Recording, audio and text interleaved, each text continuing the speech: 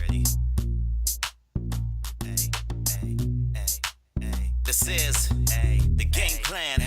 Let's go. When the team's on the air, you better know that it's over. These dudes colder than wintertime, grab a pullover. And if Cordell starts to speak, better know that it's on. He shut you down before you speak to let you know that you're wrong. So get your facts right, homie, before you step in the flames. Because James hates sitting down and listening to lames. And if Danny got $1 for every show that he kills, he'd be a millionaire living up in Beverly Hills. But if Holden wasn't a good guy, you'd probably be dead. Because this dude won't stop until he gets in your head. So turn the volume right up, because the game plan is on. The best in sports commentary is right after this song. Peace. And welcome in. Good Friday evening, ladies and gentlemen. This is the Game Plan with your host, as usual, Cordell Moody. Alongside with me, I got my man, Eric Alvarado. Eric, what's going on? Hey, man, what's going on?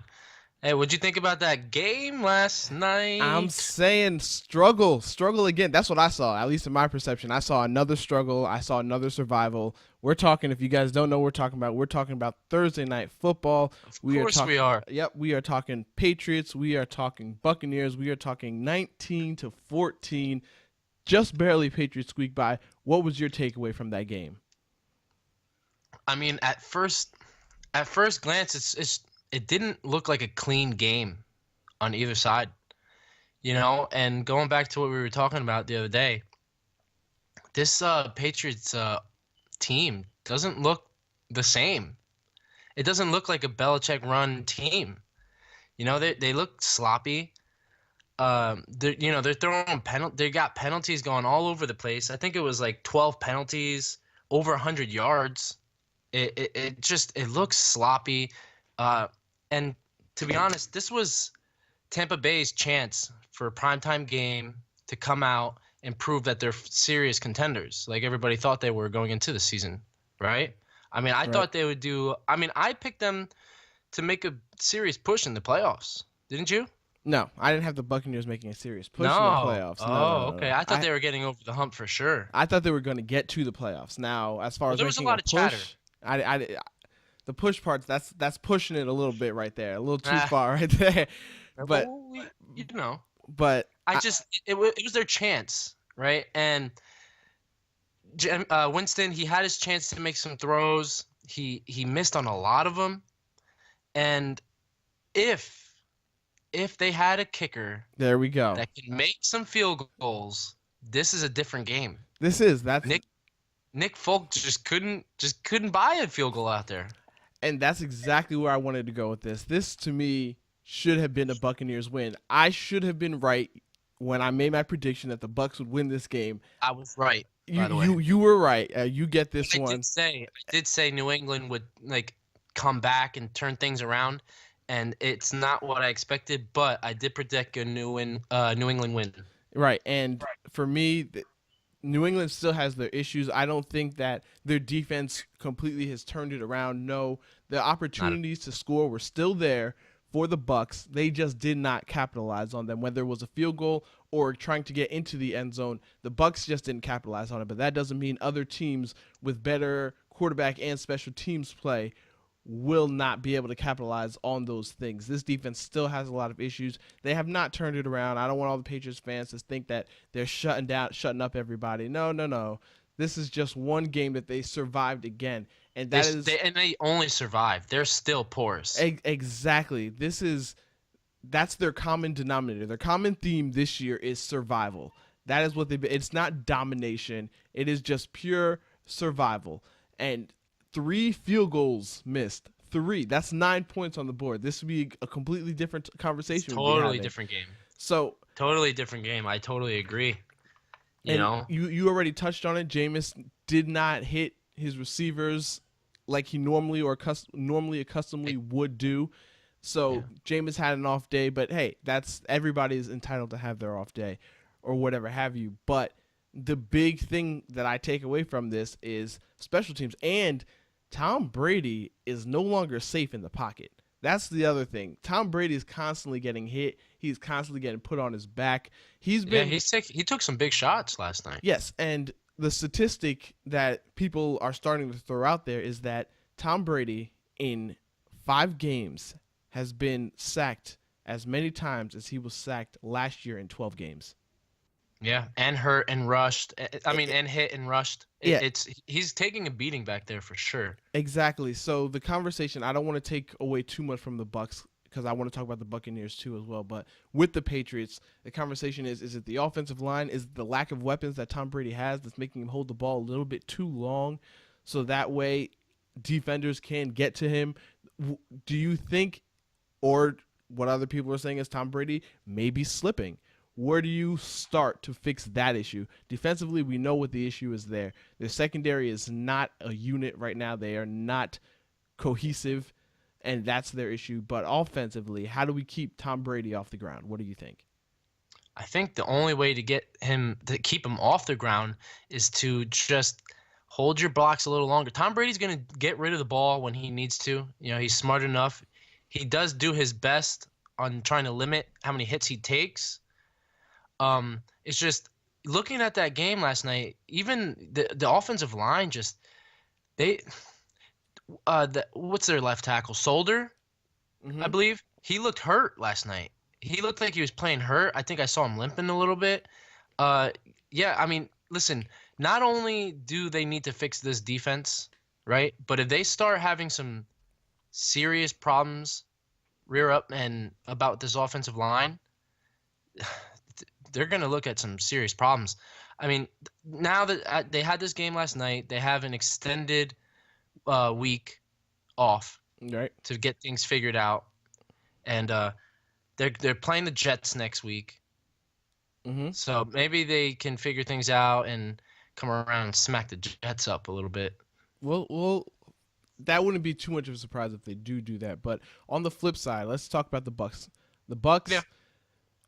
You know, the Patriots take away Evans. That's obviously the game plan. Double team Evans, make sure the ball doesn't get in his hands.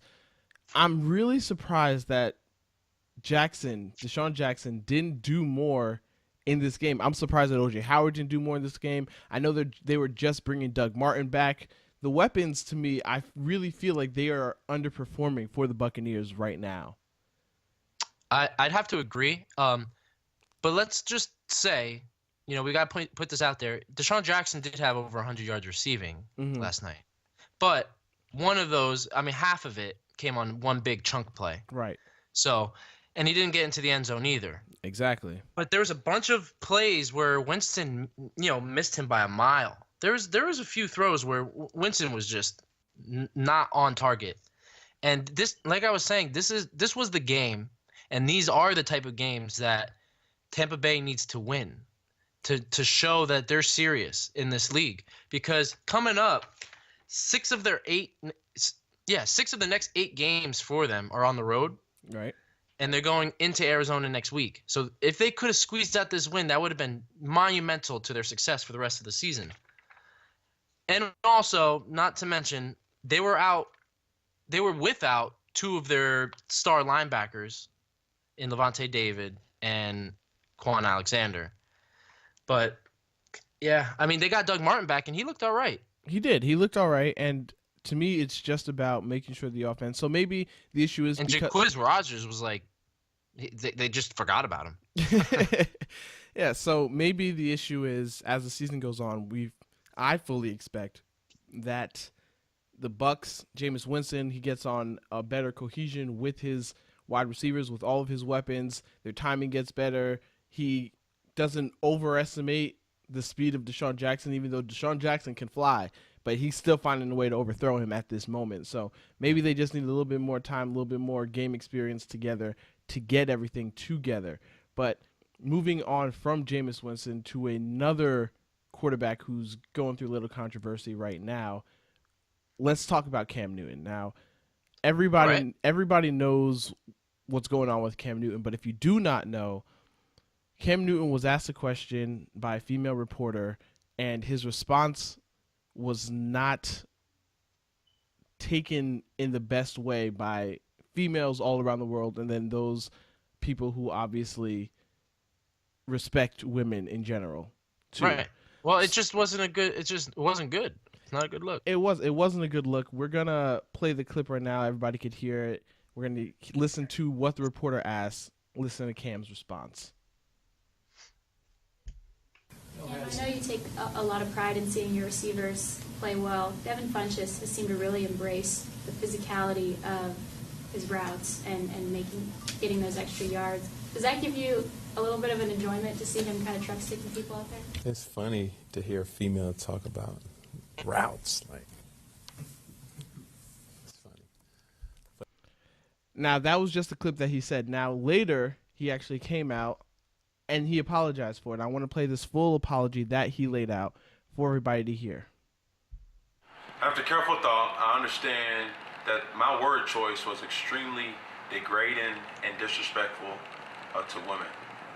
And to be honest, that was not my intentions. And if you are a person who took offense to what I said, I sincerely apologize to you. I'm a man who tries to be a positive role model in my community and tries to use my platform to inspire others. And I take ownership to everything that comes with that. And what I did was extremely unacceptable. I'm a father to 2 beautiful daughters. And at their age, I try to instill in them that they can do and be anything that they want to be. And the fact that during this whole process, I've already lost sponsors and countless fans, I realized that the joke is really on me. And I've learned a valuable lesson from this. And to the young people who see this, I hope that you learn something from this as well. Don't be like me, be better than me. And to the reporters, to the journalists, to the moms, super moms, to the daughters, the sisters, and the women all around the world, I sincerely apologize and hope that you can find the kindness in your heart to forgive me. Thank you. Now, that's the full story of what Cam Newton has said in response to what he did earlier in the week on Wednesday. Eric, your thoughts on this entire story with Cam? Yeah, I mean, like we said before we played the clip, it just really wasn't a good look. Like, I honestly, I don't know what he was thinking. Like, that's just not the type of statements and not the way that you want to be viewed as a player. Like, especially as of lately, over the last couple of years, like Cam Newton, he's really looked up to by young kids. You know what I mean? You always go out and you see kids doing the Superman chest thing and stuff. Like, he's a big icon. He is. For younger kids, and he's got 2 daughters himself. Yep. And it's just like, dude, like even if it's okay if you want to think it, just you don't say that type of stuff. You know what I mean? Like, I think I was reading somewhere, like, that reporter, she's been around for like a year, so it's not like she's new. Like, you see her all the time. Like, dude, just answer the question and just move on. You know what I mean? And right? Oh, like, it's just I don't get like these type of things when this stuff happens. So I have a hot take. I have a really hot take. I have a hot take on this one, and I think I might know what it is. well, we'll see, because I like to be controversial and I like to push things to the edge. I know where you're going with this. My whole thing is, I think this speaks more towards our society and how bad it actually is. And the reason I say that is because I feel like we are so sensitive now to every comment, and we take every comment the wrong way because that is what we're used to now. And I did not see anything seriously wrong with what he said, because this was my mindset. Now, I understand the perception that everybody else had, and I know that women are to be respected, and I'm not saying in any way that women do not know what they're talking about when they're talking football. But if I'm taking myself and I'm putting myself in Cam Newton's shoes, Cam Newton said, it's funny to hear female talking about routes. Now, most people will say, you know, what, you think women don't know about football? What, because we asked an intricate question, you think that, you know. Like, and what are you saying? Right. What does that mean? Right. So my whole take is that he's probably saying this because to him, he doesn't have these type of conversations with women. So it surprised him, yes, but I don't think he meant it in a negative way. Like if you and me were to have a conversation and you said something that I'm just not used to hearing coming out of you, I'm like, it's funny that you said that because I wouldn't expect to hear that from you. Haha, hee hee. Let's move on. Nothing. Yeah, that's all fine and dandy because we're boys and we talk all the time. Right. So that's what I'm saying. So in this situation, he did something like that. Is to me, that's how I see it. Now she took it the wrong way. He should have apologized to her for the fact that he made her feel some type of way. That is where Not only that, not only should he have apologized, which he did come out with his apology, he should have done it immediately. Right. So my issue with Cam was not what he said. It really wasn't what he said. It was the fact that when she approached him in the locker room later and told him how she felt, that he didn't apologize. That is where my issue was, because what he said, I mean, to me, that's no biggie. To me, he said it because he's not accustomed to women talking to him about routes. I decided to have a little test. I talked to my mom to see how she would feel about it. And I kept on saying routes, and she had no idea what I was talking about every time I said the word route. So it's like, maybe that's exactly what he deals with. And he's like, oh, snap. It's funny to hear that, you're talking about routes. I had no issue. It was when she said how she felt about it. This is how I feel about it. But it was kind of like in the way he said it, too. Well, but to me, I'm just going, if he had innocent intentions, then he had innocent intentions. But nobody knows. Right. Nobody knows, but this is how I'm taking it. So as soon as she says, this threw me back, I was in disbelief, I felt belittled, demeaned, he should have immediately said, hey, that wasn't my intention. I apologize if this is how I made you feel. I didn't mean myself to her, but that was where he screwed up. I don't think he screwed up in his comment itself. I think he screwed up when he did not he didn't care enough to apologize to her for how he felt. That goes to the point I wanted to make too, because when you don't do it like right away, when you know that she was upset about it and it was causing big and then you come out and you do like this video apology, like it just sounds like the PR was like, you know what I mean? Like the Panthers PR is like, hey, listen, you need to do this, but it sounded genuine, but was it actually genuine? Like, would he have done this if it hadn't created such a big buzz? I think he would have done it. And the reason I think so, I mean, it sucks that he lost his sponsorships and all of that, but I think he did this because he has daughters and he has women in his lives, and I'm sure they probably gave him a piece of their mind from the way that they decided to take it. I'm sure Mama Newton said something to him. Right. So as soon as the women in his life decided to give him a piece of his mind, I'm sure that's when he realized, you know what? Maybe I need to say something, because obviously even the women in my life feel this way, and that he brought up his two daughters. So, he backtracks it, and I'm fine with that. But to me, my take, and I want to make sure I say this again very clear, because I know it's a hot take and I don't want to get a lot of women upset. My take is that what he said could have been innocently said, and not to demean her, but in a shocking way, because he's not accustomed to having a conversation with a woman that intricate about football play. But my issue with him is the fact that once he knew how she felt, he was not considerate enough to apologize to her. Yeah. And I just wanted to get this out of the way too and say this. I'm not going to sit here and make it seem like we all need to crucify Cam for this. Right. It's not like he went out there and he was calling her a bunch of degrading names or anything of the matter. I'm just saying, when you're a person of that stature and you got all eyes on you and you're a big icon and a role model for kids, you need to watch what you say. Yes. Right? And when you don't and you slip up, you're going to be held accountable, and there's consequences for your words and actions. Absolutely. So that is our hot take, I guess, for today. Enough about the serious stuff.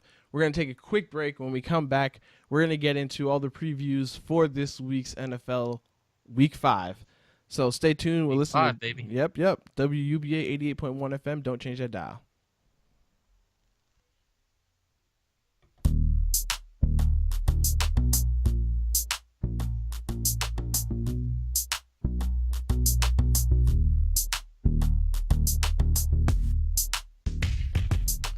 And we are back here at the Game Plan. I'm your host, as always, Cordell Moody, alongside with me, Eric Alvarado, WUBA 88.1 FM. We are back, and it is time to get into our Week 5 conversation. I am ready. This is why I love Fridays. I'm ready.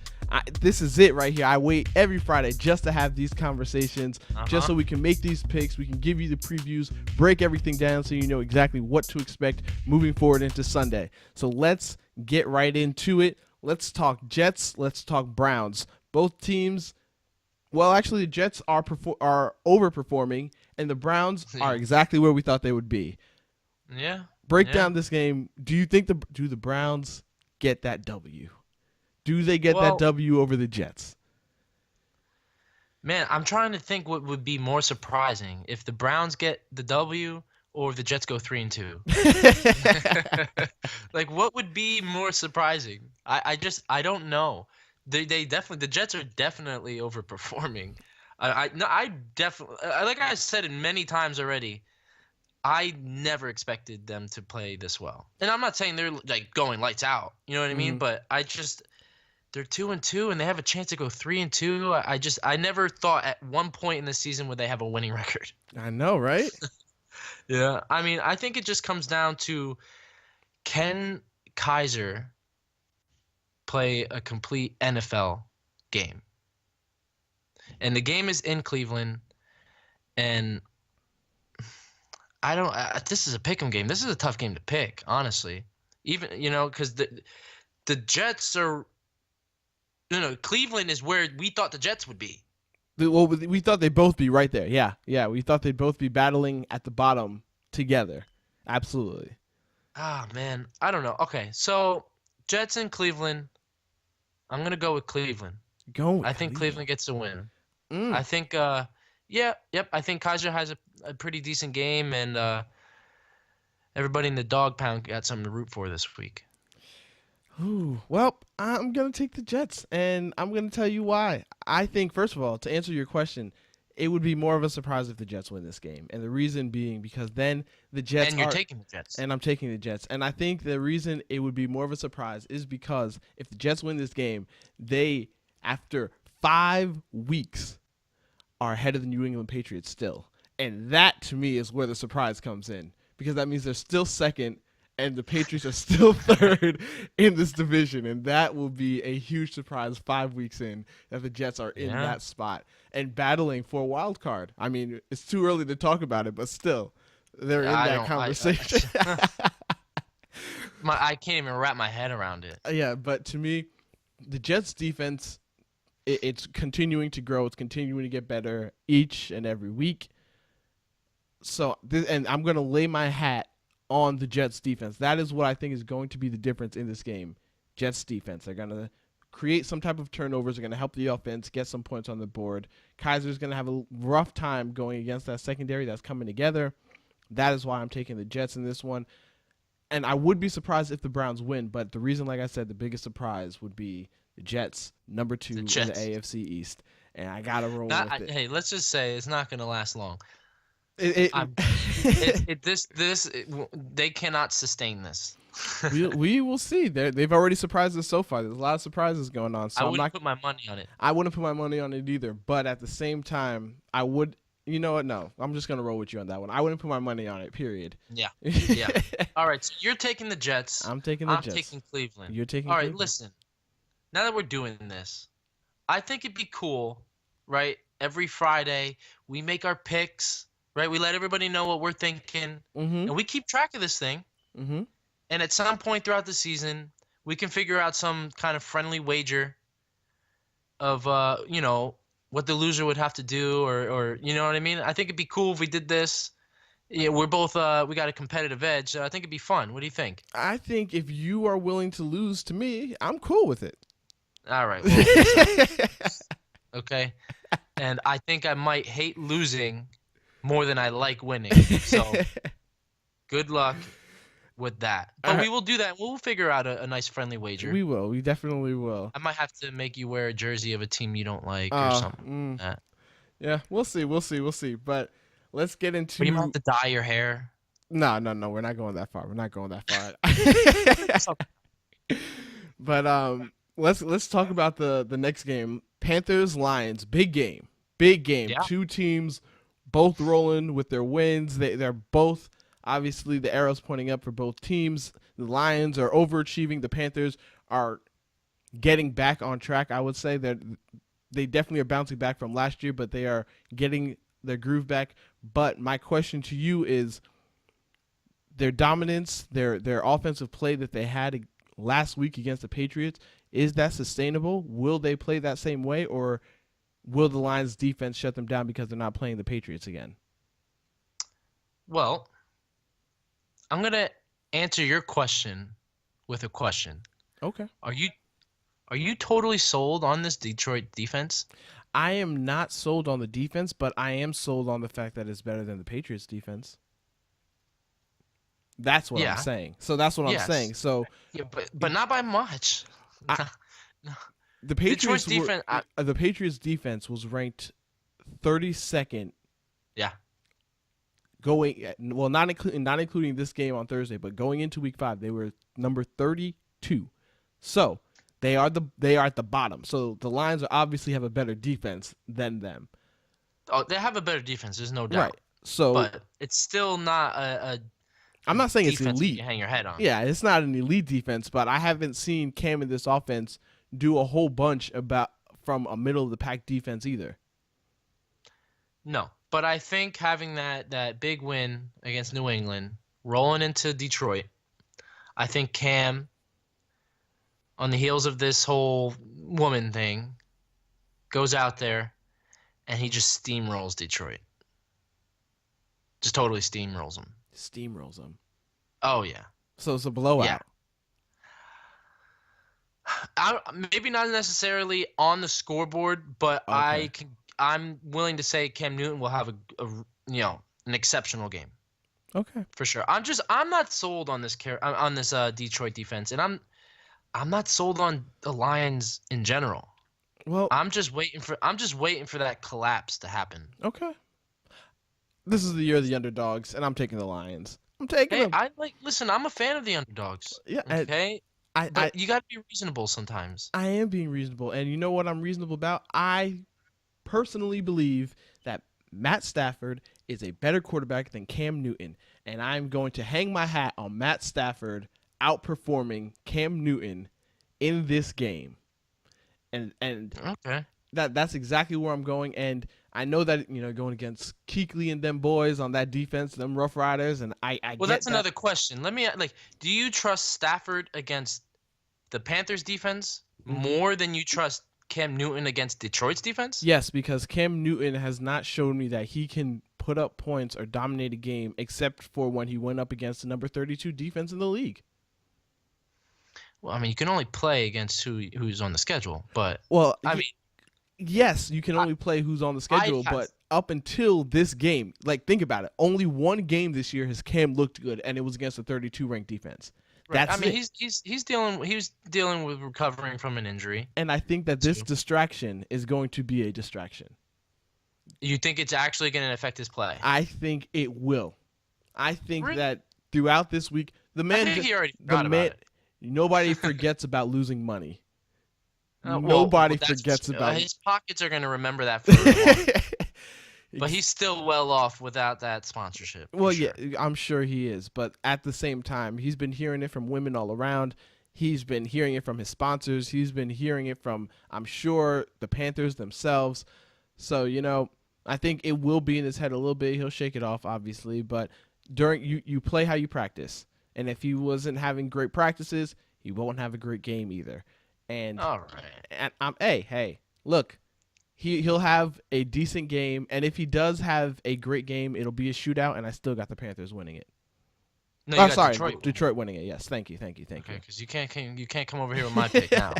Yeah. You already made that choice. So I got Carolina. You got Detroit. Yep. So let's move to the 49ers at Colts. This game isn't one that everybody's going to be talking about or whatever have you, but we got to talk about it. So let's get into it. Who do you? I'll go first on this one. I'm gonna take the 49ers in this game. I am. I'm just not sold on the Colts without without Andrew Luck, to be honest. Yeah. I've seen what the 49ers can do against the Rams, and if they can perform like that again, I see them having no issue taking out the Colts. What do you think?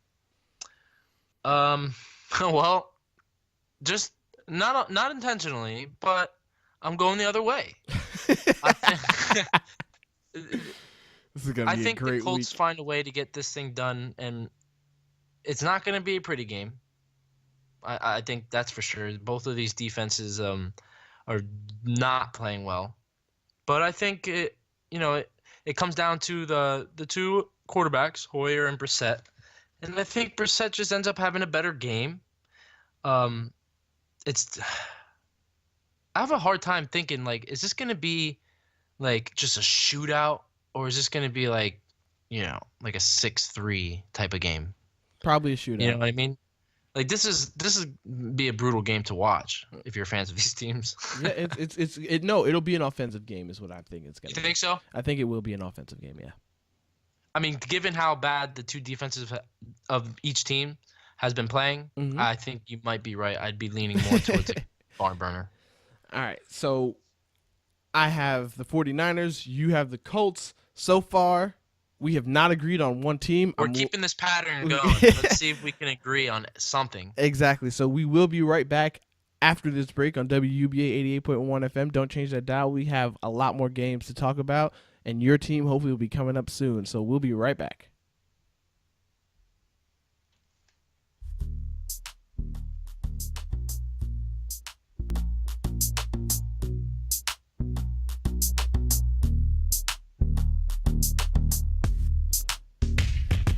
And we are back here on the Game Plan. Your host, as always, Cordell Moody, alongside with me, Eric Alvarado, WUBA 88.1 FM. We're bringing you all your sports. Coming up right now, we're getting into the next game. Ladies and gentlemen, that next game is the Drowning Dolphin. You were thinking of the right word. Yeah, I was thinking of the right word. I had to choose the right I one. think you went with the right one. Drowning Dolphin. Dolphin. It even sounds right. the Drowning Drowning Dolphin and the Battled Titan. The Wounded Titan. Let's go with that. The Wounded Titan versus the Drowning Dolphin. Wounded Titan versus a Drowning Dolphin. Yes. So who do you have in this situation? I think we may agree finally, but let's see. Yeah, I think you might be right. But first off, let's start off by saying Mariota, he himself said he's optimistic about playing, but he's looking more like a game time decision. And like we said last episode, they did sign Brandon Weeden over who we thought should have been signed. Yep. Colin Kaepernick. Absolutely. But I think even without Mariota playing, Tennessee wins this game in Miami. I guess I'm not on the Jay Cutler Kool-Aid. I mean, I thought he would come in and Jay Cutler doesn't have a have good any season. Kool-Aid. There is no Kool-Aid to drink of Jay Cutler. Yeah, you're right. The Is there no ingredients drink? aren't even there. The ingredients aren't even on there. He doesn't have all the ingredients. After watching last week's game, Jay Cutler, he just doesn't seem like he's in it. He doesn't seem like he's interested. This is the conversation I was having with you about Big Ben before, about this whole retirement talk. And when you have Now, these Big Ben- conversations, listen, don't compare the two. I'm not comparing the two, Big but Ben's in it to win it. it's the All same. right, Jay Cutler, I'm not sure. Jay Cutler was retired. You took the man out of retirement and look at how he's playing.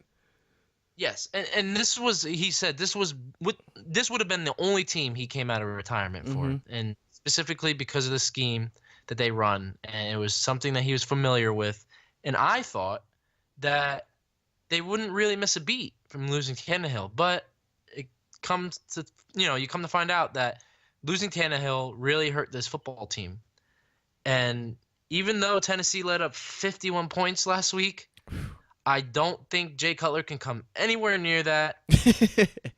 And I see Tennessee going into Miami and beating them up.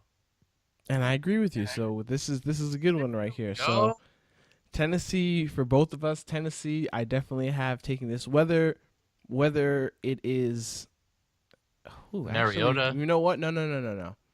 I'm gonna switch this up a little bit. Actually, You're gonna put an asterisk on your pick? I 'Cause you have can't, to. I have No, to. you can't. No. Make a pick. My pick is the Titans, but if Mariota does not play, I'm going with the Dolphins.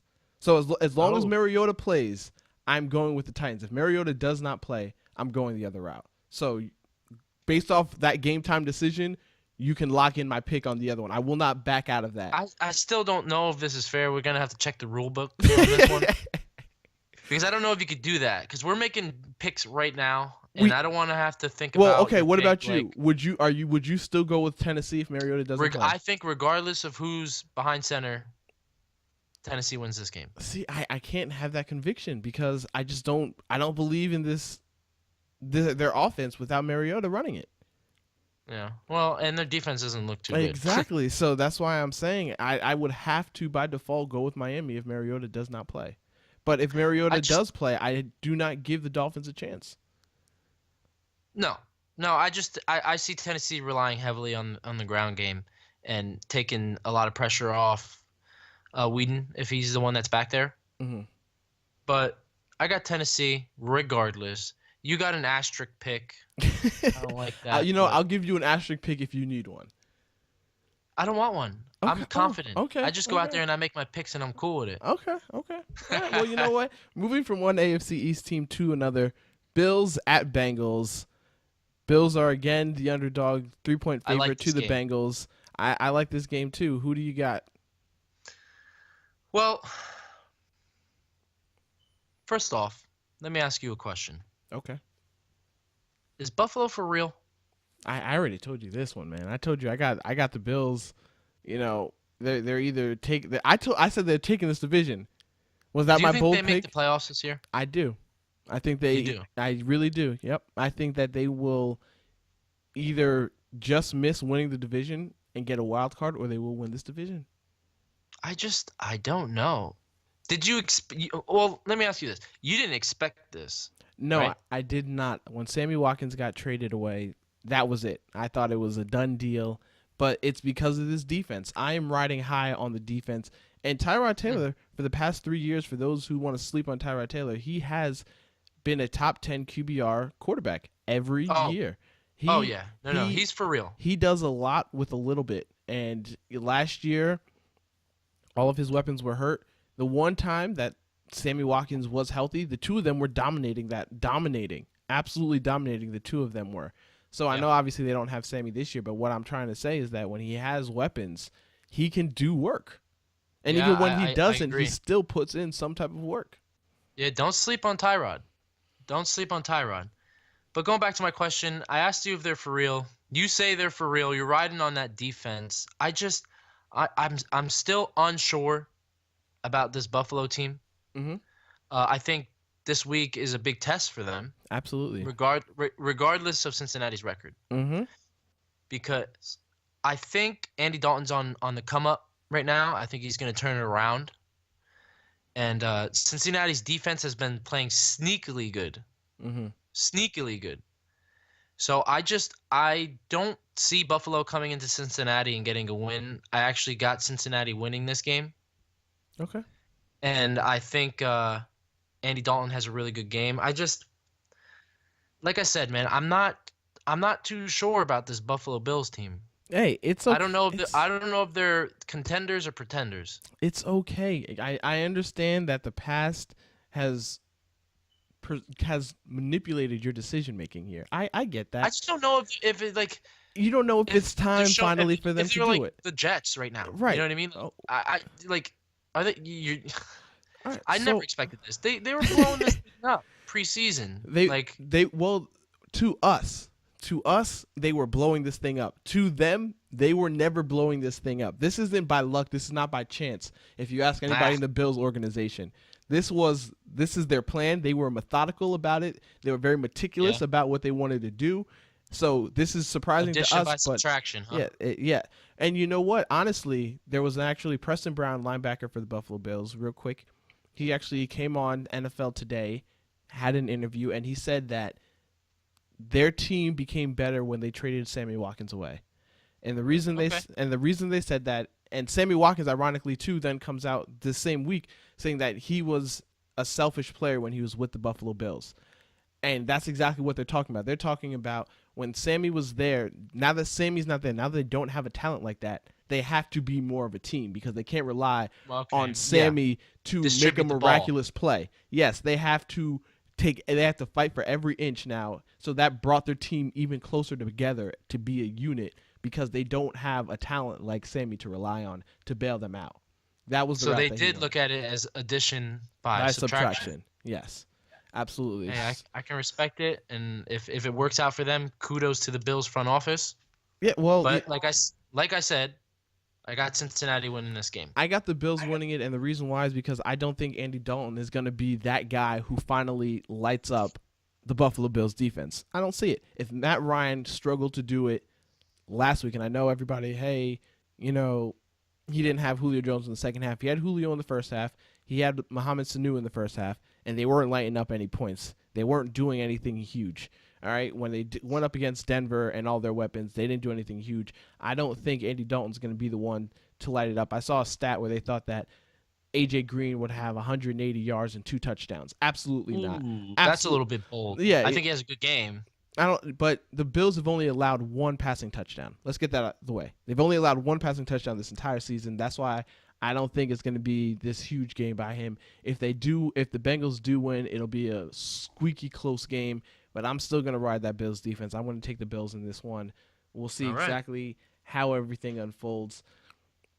But going from the Bills versus Bengals, I can't really transition into this, so I'm just going to go into it.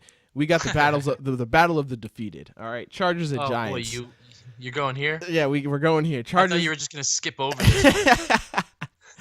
So, Chargers. I didn't even write any notes about this game. Oh my goodness, that's just disrespectful, man. But sorry, Chargers and Giants fans, listeners. who do you got? All right. Who do you got? Well, before I get into who I get, it's weird because when I didn't expect either of these teams to go defeated for this long. Right? I mean, on paper, they got good teams. Right. And the Chargers, I think, have been just a bit better than the Giants. The Chargers have lost a lot of close games. Giants have lost some close ones too. But I just think that Phillip Rivers and their running game, I think they got it down a little bit better. Well, actually, not a little bit better. The Giants don't even have a running game. Let's just get that out the way. I think that the Giants stay defeated.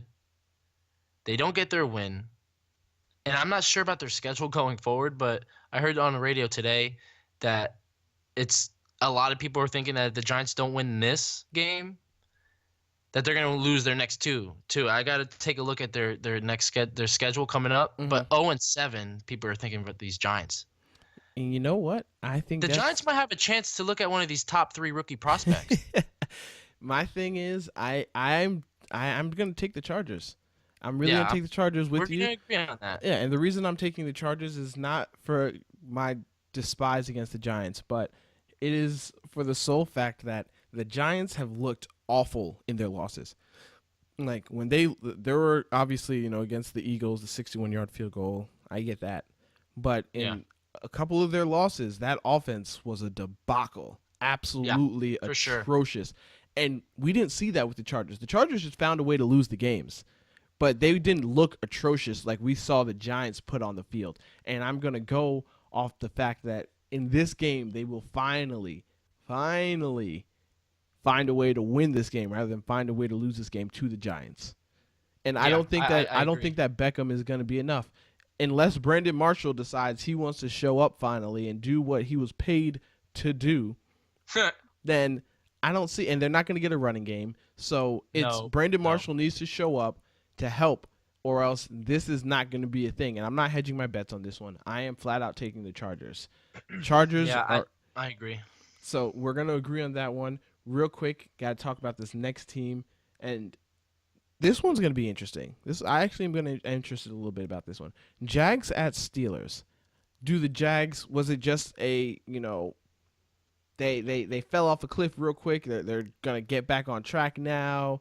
Was it just an upset week for them when they lost to the Jets, and now against the Steelers, all of a sudden, surprise, we are actually for real. That was just a little hiccup, in the road. Everybody has one of those. We're allowed to have one too type thing. What do you think? Oh, well, I think what you're saying is what I've been tagging them as all season, the Jekyll and Hyde team. Mm-hmm. Because you just don't know what you're going to get. Right. But aside from that game in London, what you can almost guarantee is that Blake Bortles is going to be below average. Okay. And this Pittsburgh defense has been playing very well. Mm-hmm. And I think that they are going to attack Blake Bortles because the Steelers have this year they got a pretty decent pass rush. So I think they're going to be up in Bortles' face, forcing him to make some bad throws. Blake Bortles might throw a pick or two. And I think it comes down to the Pittsburgh's offense. I think they just have too many weapons on offense for Jacksonville to compete with.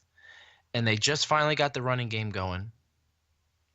And I don't see Jacksonville coming into Pittsburgh after Pittsburgh just had a great win against their rivals in Baltimore. Mm-hmm. And now they're coming back to Pittsburgh. I just don't see them giving up this game to Jacksonville. I agree with you. I don't think that the Jacksonville Jaguars are for real. I've never thought they were for real. I told you that they were going to lose to the Jets, and they did. And now I'm telling you they're going to lose to the Steelers. To me, this is not a Jekyll and Hyde team. I think they just got off to a fast start, and now it's time to set into what you really are. And it's not, to me, a true playoff contending team. Not yet. I don't think that Doug Marrone is going to have it together this year, maybe next year, but I don't see it. I don't see him turning it around that quickly, especially with Bortles as your quarterback. As long as he's your quarterback, I'm not going to believe in it. I just don't see it. Yep, me too. All right, so we're going to take another quick commercial break. When we come back, we're going to have our final segment on these game picks, so you stay tuned. WUBA 88.1 FM. Eric Alvarado, Cordell Moody. Be right back.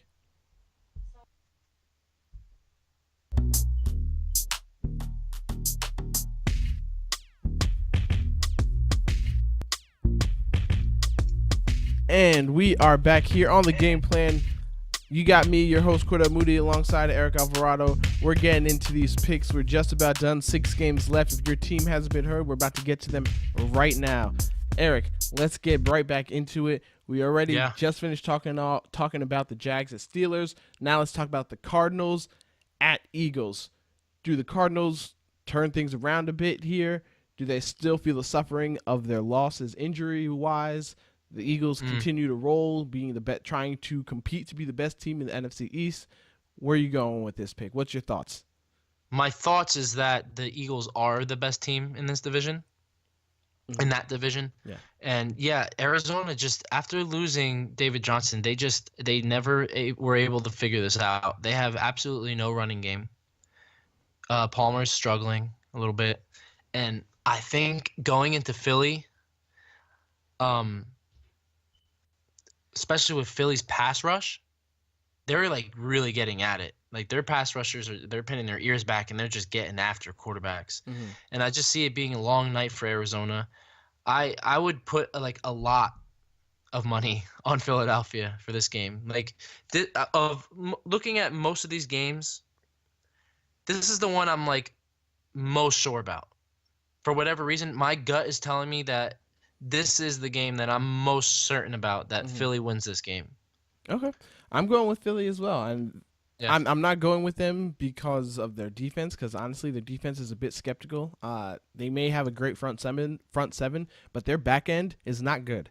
Their back end is as bad as it was last year thanks to Ronald Darby. Yeah, they're hurt. Yeah, Ronald Darby gets hurt, the beginning of the season. So they're back to their secondary being just as bad as it was before. They don't have a number one corner. But I'm still going to take the Eagles because I believe in their offense, and I think that Carson Palmer is just about done. And he's definitely on the back nine of his career. He's had some little spikes here and there every time we thought he was done, but I think now it's finally time to say it's about over. It's a wrap for Carson Palmer. Yeah, the pass is starting to look at the future in this game here because Carson Wentz, he's been playing very well, and he's the truth. He is. He's the truth, and Philly's got somebody to, I think they found somebody here. Yes. So the Battle of the Birds, you and me both have the Eagles. So moving on from those two birds, let's talk about another bird that's having a fight against the Rams. Seahawks at Rams. This is a good one in the NFC West. Yeah, I mean, I think it would have been good. I mean, Seattle doesn't look that good either this year, huh? The teams that we are accustomed to looking good just don't look good. It's a weird NFL season so far. And I'm loving every minute of it. Oh, hey, I like they're keeping you on your toes. That's for sure. Yep. So are It's you gonna go with? Remember and keep in mind this is at Rams. So are you gonna go with Seattle in this, or are we going Rams? I'm Another going upset. I'm going with the Los Angeles Rams. LAR. All right. Yes, and reason, yeah, for sure. And reason being is they're playing very well, but I think the difference maker in this game is Todd Gurley and the way that they're using him now. Like, they're not just handing him the ball. They're finding any which way just to put the ball in his hands, catching balls out of the backfield and whatnot. And he's extraordinary. And he's lighting teams up. And I don't think Seattle's defense is going to be able to stop him.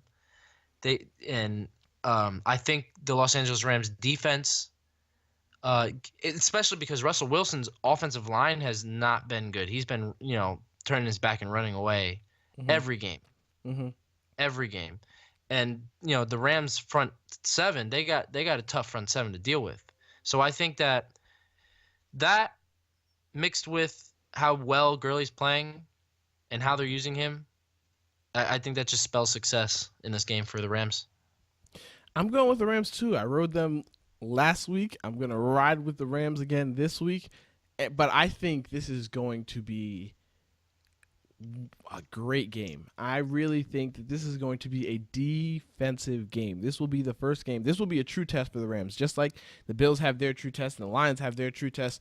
This is the true test for the Rams right here against Seattle, against that defense. I think that it's going to take more than Gurley. That much I do know. I think that Sammy has to have a big game. Sammy Watkins needs to have a big game to help Gurley, because if they start locking in on Gurley again, like they did last year, it's a wrap. So Sammy needs to take the top off them to make sure that Gurley can do all the things that he does too, so they don't just focus in on him, because that's what they brought Sammy in for now. We've given Sammy Watkins a couple weeks, get acclimated, get used to timing and everything like that with the quarterback. He had a big game already once this year. I think he's going to have another big game this Sunday. Now, I don't think he's going to have a huge game as far as yardage, but he will make the big plays when the big plays are needed if Gurley can't get it. And that is how I think they're going to be able to win this game. And to bounce off of that, I think the success that Gurley will have this game will open it up for Sammy to make those plays. Right. Or well, I don't even think that. I think it'll be more that way than vice versa. Well, I think that the success that Gurley has had is what's going to open it up. I don't know if Gurley needs to be successful in this game for things to open up for Sammy. I think that Gurley's already done enough that in this game already they could just use him as a decoy, play action or something, whatever have you, and get that ball downfield to Sammy. So you and me have the same idea going on here, but I don't think he needs to have a big game in this game for things to open up. I think that everybody already has enough respect for Gurley to already allow things to open up. If they don't, then they better recognize. Yep. And we're on a streak. We're on a streak right here of picking the same team. We are. So we'll see how this turns out in our next. Well, actually, our next game I think it'll be the same. We're going through the birds right now. So we already hit the Cardinals. We talked about the Eagles. We talked about the Seahawks. Let's get into the last bird that we have: Ravens at Raiders. And I'm hearing. You want to make your pick first? Sure. I'm hearing chirps right now about Derek Carr possibly playing in this game. And I don't see it. I don't know why this isn't even a conversation. It's EJ Manuel, and I'm telling you, the old girlfriends of the Buffalo Bills in Marshawn Lynch and EJ Manuel will not be enough. I don't think they are going to win this game. I know that the Ravens have had a rough 2 weeks, but this is the perfect game for them to get themselves back on track and get themselves back in the groove, and I think the Ravens will take this one. Yes, I agree. I do agree with that. I don't think it's going to be super convincing. Because historically, Baltimore hasn't fared well in Oakland. Mhm. And a little fun fact too: last time the Baltimore Ravens played against DJ Manuel as quarterback, so the starting quarterback, they lost. Mm. So that's something to think about too. No, But nothing I to think about. yeah, well, a little bit. It's a little something to. But going into Oakland, EJ Manuel, he's not the greatest. He's a decent backup. He's a decent backup to have. I guess. I think given the past 2 weeks, the struggles that Baltimore had, I think John Harbaugh figures this things out, and they finally get this down. They get the running game going, and Joe Flacco has his coming out party. All right. Hey, well, we're on the same page as far as that, but I don't think it's going to be a close game. I don't. I think. Oh, you think it's gonna be? So you think Flacco has more? He has like. I don't know if it'll be Flacco. I think that I don't know if it'll be Flacco having a huge game. Let me put it that way. But I can definitely see this as a 34-14 type game. Like you'll win in dominant fashion, but it's not going to be a crazy blowout as Due to the 57 defense? point. Maybe game. the defense will. Yeah, maybe the defense. Just think it'll be dominant. Yeah, I just think it'll be all around on all three phases of the ball. The Ravens will take it. That's Yep, exactly where I'm going with it.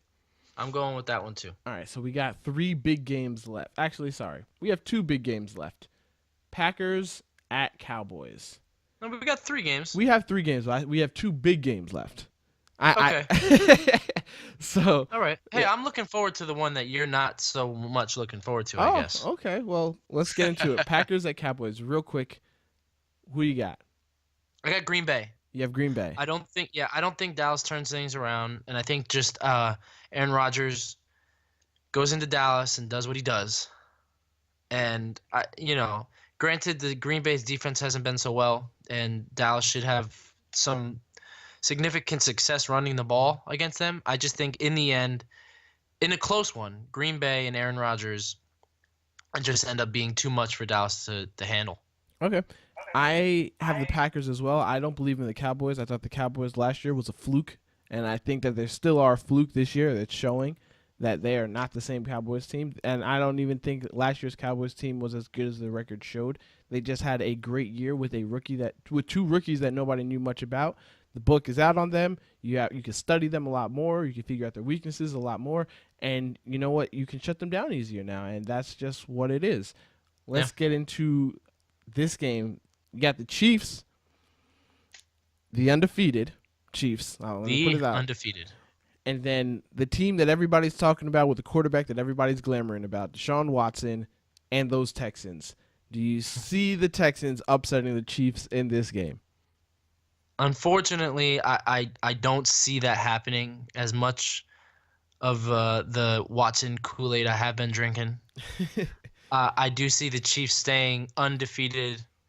I just think that this defense is going to – this is what I predict.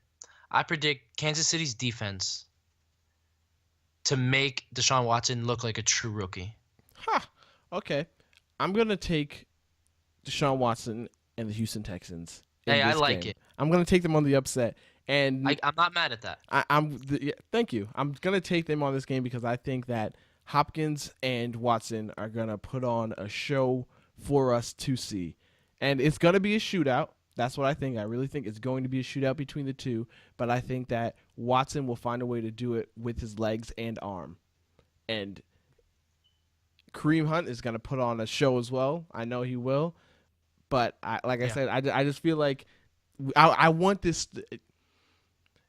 I think you might be drinking that Watson Kool-Aid. I'm not drinking the Kool-Aid. I'm drinking the story. Like, I just want this to be a great Deshaun Watson story. Like, how great would that be if he upsets them? And the story, the conversation that we're going to be having about him, because, we've already had people come out and say he's going to be the Michael Jordan of football. We've already had those things. So I just love the story, and I want this story to continue. And this would put the story on another level if they come out and win this game. I totally agree. I mean, putting my gut feeling and intuition aside, I would like to see Deshaun Watson and the Texans win this game. All right, last game. Vikings at Bears. Who you got real quick? Real quick, I got Chicago. You got I Chicago. got Chicago. Yeah, I got Chicago winning this game. I think that Case Keenum is just no good. No good. And without Dalvin Cook, he looked terrible. And I think Mitchell Trubisky, he has a great game. And I think that he's, sparked something in this Chicago Bears offense. Not that they're going to go out there and blow the doors off teams. But, it's going to be a significant improvement from when Glennon was throwing the ball. All right. Well, I'm actually going in the opposite direction. I'm going to take the Vikings. I'm not sure about Mitchell Trubisky at the moment because we've never seen him play in his first game, and it's on Monday Night Football. I'm going to hold off on him. And plus, I don't know what his weapons can really do because Mike Glennon didn't really show them off. But I do know what the other weapons for the Vikings can do, and I know what their defense can do as well. So I'm going to go with those weapons, but that quarterback has to get them the ball. You're absolutely right, but I'd rather have the weapons surrounding a quarterback who's not that great than having a quarterback who is great with no weapons to throw to, because it's not like he's good enough to make his wide receivers better. He's not at that level right now. We can all agree on that at least. So let's Not just yet. yeah. So let's just see what it is. But those are all of our takes, all of the games coming up. We just broke it down. We gave you the preview. We have a lot that we picked the same. Yeah, we do. And There's then, only a handful where we didn't. and that's going to be the difference maker. So Do we have a second for me to just name those games go ahead. that we were different on? Go for Real it. quick. You picked Buffalo, and I picked Cincinnati. Yep. That was one that we differed in. Mhm. You had the Jets. I had Cleveland. Okay. I had Carolina. You have Detroit. Mm-hmm. And you had San Francisco. I had Indianapolis. There you go. And then I think that was it. Yeah. So we'll see exactly. Oh, what except it for is. this game too. You have Minnesota, and I have Chicago. Mm-hmm. So Oh, and wait. One more. You have Houston, and I have Kansas City. So maybe it's not Okay. as much as I thought. okay. There you go. Look at that. Yeah. So we'll see. We'll gloat about this next Friday. We'll talk about who won last week when we do the preview for the next week coming up. So, but that is it for us on WUBA 88.1 FM. That's Eric Alvarado. Yes, it is. And I am Cordell Moody. We are saying so long. Have a great weekend. We enjoyed being with you guys. Peace. Till next time. Peace and love.